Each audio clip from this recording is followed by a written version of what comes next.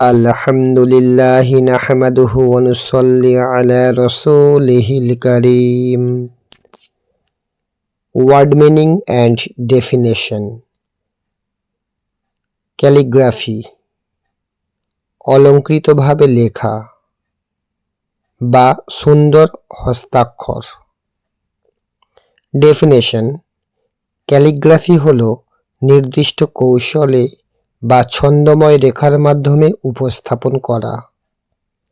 Democracy, গণতন্ত্র, একটি শাসন ব্যবস্থা যেখানে জনগণ সরাসরি বা নির্বাচনের মাধ্যমে সরকার নির্বাচন করে।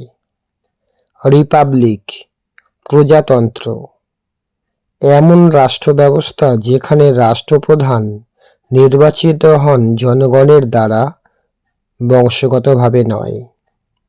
গভর্নমেন্ট, সরকার, একটি দেশের প্রশাসন ও শাসনের দায়িত্বে থাকা প্রতিষ্ঠান ও ব্যক্তিবর্গের সমষ্টি।